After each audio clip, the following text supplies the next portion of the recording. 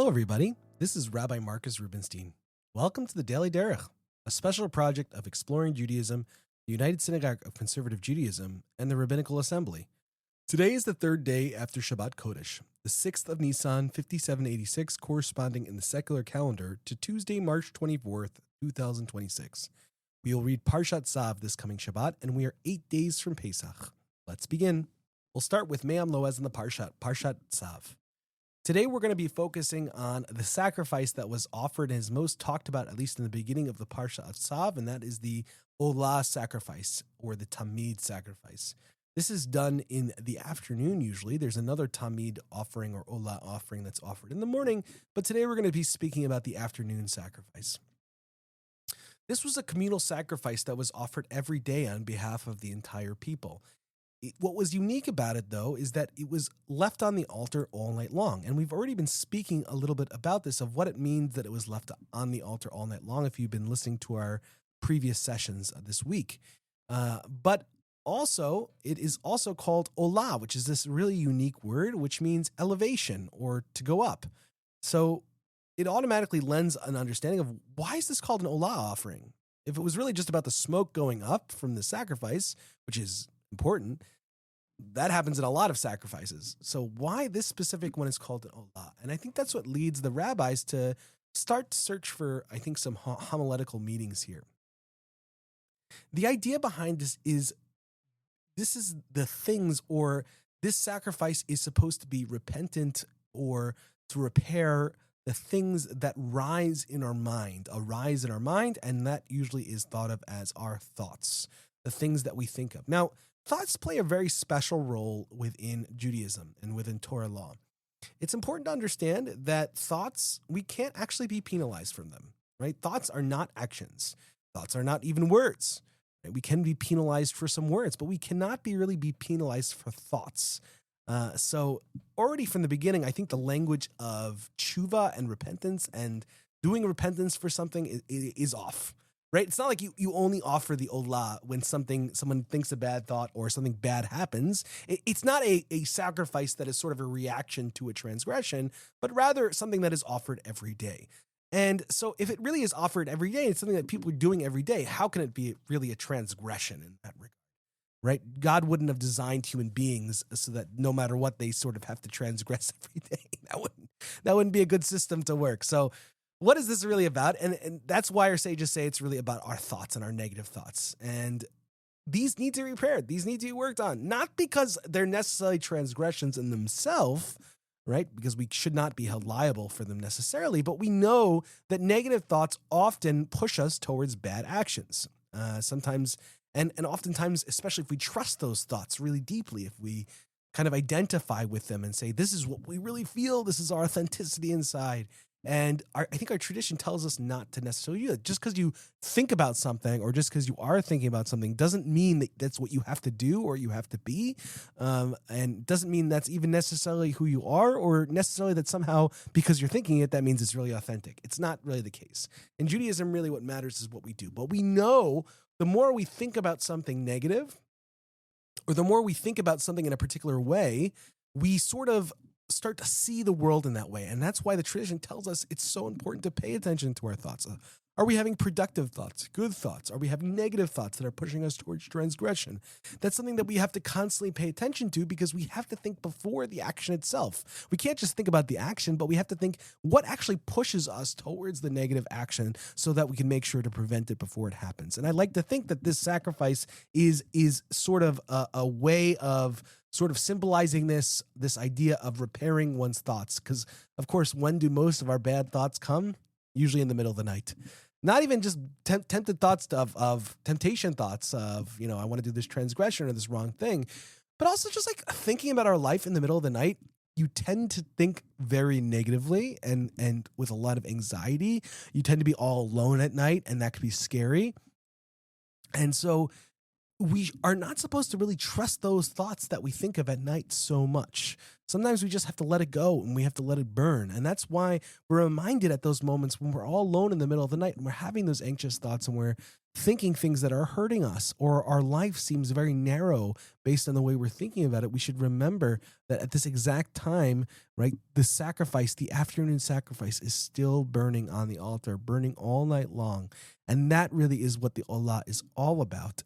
So important. So on one hand, I'm saying pay attention to your thoughts. Your thoughts really matter, because your thoughts are what push you to do what you are going to eventually do. And it carves out your reality of how you see the world. But then again, it is not a transgression in itself. But if we're going to actually prevent ourselves from transgression, we actually have to pay attention before the transgression, not just when we're doing the transgression, but rather before. What are the drives that push us towards the transgression? But very important to understand that that is not a bad thing, and not a transgression or sin in itself to think bad thoughts. Let's turn to the Mishnah Torah on the laws of Pesach, or the laws of Chametz u'matzah, as Maimonides calls them. We're going to talk today and begin the beginning of chapter 5, the first halacha here, and we're going to be talking about what exactly is considered chametz and what is not. So, very importantly, chametz has to come from wheat, okay? And wheat is, is grain. And there are considered 5 subdivisions of grain, 2 that are wheat and 3 that are barley. So there is wheat and there's spelt, right? Wheat obviously being the more common one in America today, but we could certainly find spelt too. And 3 species of barley, those being barley, oats, and rye, which of course we eat a bunch of all of those as well. So all of those are considered grain, and grains that we cannot partake of when at least they're leavened on Pesach. So very, very important. But I think it's really nice to know that anything that's outside of those 5 things cannot be considered chametz. It has to have one of those 5 things in it. Otherwise, it is not chametz. Very, very important, because there are a lot of things that can look like chametz, but really are not chametz. Probably the chief amongst those, something we like to talk about a lot, kitniyot, right? So kitniyot are sort of a food category for rice, millet, beans, lentils, and other things like that fall into that category. Most famous to know that it's something that we don't eat on Pesach, or Ashkenazim tend to traditionally not eat on Pesach, but it's a disagreement between Ashkenazim and Sfardim. Sfardim do eat these kitniyot on Pesach. Now, what's the deal with kitniyot here? Very, very important. So, kitniyot and the prohibition on kitniyot actually only is relatively modern over the past couple of hundreds of years, which is very modern in Judaism. And it really comes from the way that these products were sold in Ashkenazic areas. In Ashkenazic areas, these were usually sold next to similar bags of grain, so that oftentimes the same bag was used so that you can sometimes put grain in it and sometimes put rice or beans in it. And so what would happen before sort of modern times is that there could be a little bit of grain still left over in the rice bag, which would be a problem. You wouldn't see it, and then you would end up eating chametz on Pesach when you made your rice. So that would be a problem, and it's for that reason that Ashkenazim actually banned the eating of Ashkenazic rabbis banned the eating of kitniyot during this time, because they knew that if you eat kitniyot in this area, you're very liable to eat chametz, and it's not safe. And it was a good idea for them to do that. Now, in Sephardic areas, this never really happened because the trade technology was not the same. It was not put into the same bags or the same compartments. So the Jews of that area did not have that problem that there might be chametz contamination in the rice or the beans, and so therefore they continued eating rice and beans as normal. And it's that reason why Maimonides says here in the first halacha of chapter 5 that it's completely permissible to eat kitniyot. There's no reason to eat kitniyot. It might look like they leaven just like grain does. They expand or they grow, but it's not true. It actually is a different chemical process, which he at least says is the decaying of the flour, not the expanding of it. So very, very important here. And so that's why Rambam says that. But the question, of course, I think for many of us is, can we eat kitniyot? Especially if you're an Ashkenazi Jew, can you eat kitniyot today? The conservative movement came out with a tshuva a couple of years back saying that kitniyot are permissible for Ashkenazim, and that's because the technology changed, right? We now have an FDA that tells us exactly what's in the food, our food and not, and they're pretty dependable. And so we can really know if something has grain in it or not, and we don't have that same contamination issue as we had before. And so therefore you can follow that and say, well, science has changed, the reality has changed. Therefore, since this is a gate that was created by much later rabbis, right? We don't see anything about not eating kitniyot in the Talmud itself. Therefore, we can change this practice. We can change this minhag or this tradition in Ashkenaz, and we can therefore eat kitniyot on Pesach, which I fully support this ruling. I really do. I actually follow this in my own life. But I also want to say that it's also perfectly okay as an Ashkenazi Jew to not eat kitniyot, right? If that is your tradition and you want to stick to it because that's the tradition your family has followed, I think that's wonderful. I think that's beautiful. And gesundheit, go for it. Go do it. But especially if you are suffering because on Pesach, because you can't eat kitniyot and you're feeling like you're not eating nutritious food because of that, and you would with kitniyot, it's something worth looking into, even as an Ashkenazi Jew, because again, Pesach should be joyous. It should be wonderful. So why take on unnecessary prohibitions on a holiday that often already could be really hard?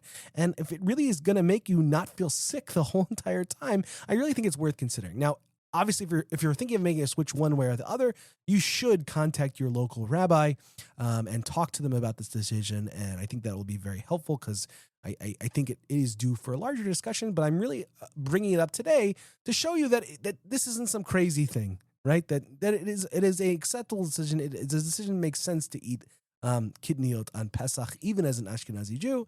But again, these decisions should just be made gradually, carefully, with a local rabbinic authority who knows you. So very important. Let's finish with Menorat HaMaor. We're going to continue learning Menorat HaMaor on the stories of Passover, the stories of the oppression of the Jewish people in Egypt, and continue learning about what their labor was like. What did their oppression really look like? And one word really describes this, constantly comes back of an avodah b'parach, that is work or labor that need to be done b'parach or with parach. And so, but of course the question comes is, what is this word b'parach?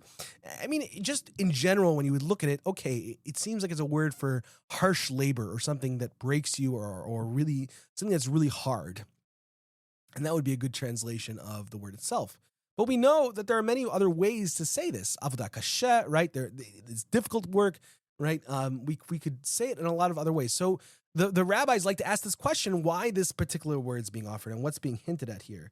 And of course, there's a disagreement in the Gemara about exactly what this word means, right? There's a lot of homilies and interpretations built on the uniqueness of this word. One of the most famous ones is from Rabbi Eliezer. Rabbi Eliezer says that this word means beperech. Okay, he adds in one letter, a hey, right? Bepeh, which means mouth, with one's mouth, rech or rach, which means soft. And so with a soft mouth, which I know it sounds weird in English, but I think what he really means here is with a conniving tongue, right? You start soft, right, by saying niceties or doing or pushing people and persuading them with your tongue, with your speech, and then eventually turned into harsh labor. Usually the way this is thought of is particularly of how the labor or how the slavery actually began in Egypt, which of course, as we know, is under Joseph, really. Right, the Jews came to Egypt looking for food. They needed food. They needed something from the Egyptians. The Egyptians said, "Work for me, right? Work for your food, and you'll get it." And so that's exactly what we did. And of course, that seemed fair at the time, but over time, right, something that was explained in a way that made sense and was fair eventually became overly harsh. The work became much harder. It didn't become anymore about gaining food, but rather it was expected nonetheless. And it really did turn into oppressive slavery. So I think that what Rabbi Eliezer is trying to teach us here is that oftentimes oppression doesn't start immediately. It starts gradually. It starts in a way of by speaking about something in a particular way and then making us think in a certain way. But there's also another understanding of this. This is Rabbi Shmuel bar Nachmani, who disagrees with Rabbi Eliezer and says no. What beparach means is with befricha. Pricha means breaking or crushing. So that it was crushing labor. It somehow crushed us. But what does that really mean here? Is that just mean that the labor was just really, really hard, or it was just intense labor, or really hard, it made us sick? What was with it? I mean, look, building a building and lugging bricks seems like very, very difficult in general. So what was going on here? I think there's one particular understanding I want to bring out. Actually, later on in the sugya, later on in the discussion, Rabbi Shmuel bar Nachmani goes into more detail about what this means, and he says they would switch the work of women to the men and the work of men to the women. Now, I think we can easily, this can get off of the rails and we can start talking about, is there women's work? Is there men's work? This sounds a little sexist. This is, okay, it's a 2,000-year-old text, okay? To think that it's not a big chiddush or a big innovation to find that a 2,000-year-old text says something a little sexist. But I think the important question here is for us to teach us what is Rabbi Shlomo Bar Nachmani actually trying to teach us? And I think if we take him at his word here and we try to understand what he's saying, I think he's saying that this labor was crushing because it did not match the people who were doing it. The taskmasters did not pay attention necessarily or didn't take into consideration the very identities of the human beings, what they happen to be good at. And instead gave labors to people actually that were particularly bad for them, that they particularly could not do very well for whatever reason. And so, of course, that's crushing because it shows that the person is not paying attention to your very identity of who you are and kind of just considers you almost like a number. And two, it breaks you because you literally can't do the labor. You're being asked to do something that you can't do, that you just naturally, for whatever reason, your constitution cannot do this labor. And that's not how someone should treat their workers. And certainly shouldn't ask workers to do something that they can't or are not able to do, that breaks someone, both their body and their self-esteem and their identity, which is, I think it's important to point out, but that both of these things truly were happening, not just a physical crushing, but an emotional crushing, an identity crushing, and everything in between. Well, that's it for today, everybody. Thank you so much for listening to the Daily Derech. If you have any questions, comments, or concerns, please feel free to email me anytime at rmr@templeofaaron.org. Thank you so much for listening. There are so many people to thank, and you can look in the show notes for that.